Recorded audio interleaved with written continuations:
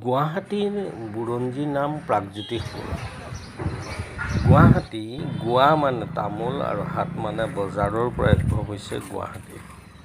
অন্য এক তথ্যমতে চাৰিওফালে পাহাৰে আগুৰি থকাৰ কাৰণে ইয়াক গুহা যেন দেখি এই গুহা নামৰ পৰাই গুৱাহাটী হৈছে বুলি ঠাৱৰ কৰিব পাৰে। ব্ৰহ্মপুত্ৰৰ পাৰত ই অৱস্থিত। গুৱাহাটী মহানগৰীক gateway to north east India বুলি কোৱা হয়। পূৰ্বতে অসমৰ ৰাজধানী শ্বিলঙৰ পৰা গুৱাহাটীলৈ 1973 চনত আহে। ইয়াত বহুতো পুৰণি মঠ মন্দিৰ আছে, যেনে কামাখ্যা, উমানন্দ, নৱগ্ৰহ, শুক্ৰেশ্বৰ, বশিষ্ঠাশ্ৰম, দৌল গোবিন্দ, উগ্ৰতাৰা আদি।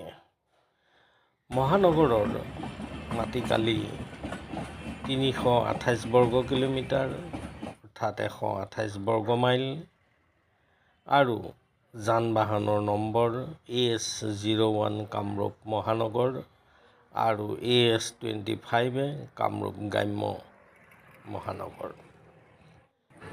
পূৰ্বতে গুৱাহাটীৰ কাষত যি জনতা ভৱন আছে, সেই জনতা ভৱনৰ বিষয়ে প্ৰখ্যাত প্ৰয়াত মুখ্যমন্ত্ৰী শৰৎ চন্দ্ৰ সিংহৰ দিনত ই মুকলি হয়।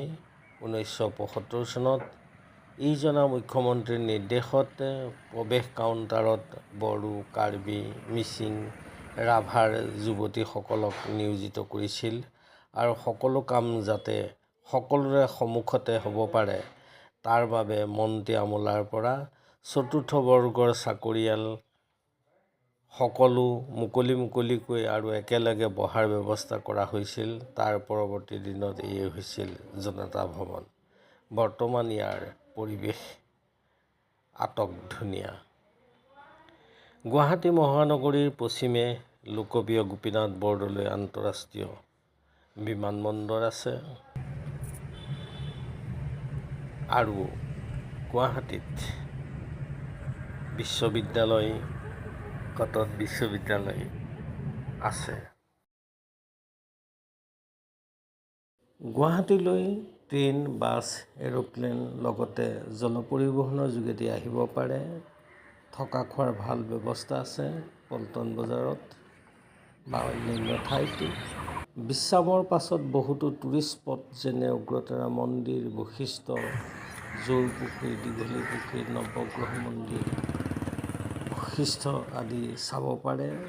ছাত্ৰ-ছাত্ৰীসকলে চাব পৰা বিভিন্ন মঠ মন্দিৰ, তাৰকাগৃহ, শৰাইঘাট দলং, ৰাজ্যিক চিৰিয়াখানা, আকাশবাণী গুৱাহাটী কেন্দ্ৰ, কটন কলেজ, গুৱাহাটী বিশ্ববিদ্যালয় আদি চাব পাৰে। গুৱাহাটীৰ কিছু প্ৰধান সমস্যা হৈছে, এয়া হ'ল কৃত্ৰিম বানপানী, লগতে ভূমিস্খলন আৰু পানীৰ পাইপৰ কিছু প্ৰব্লেম আছে।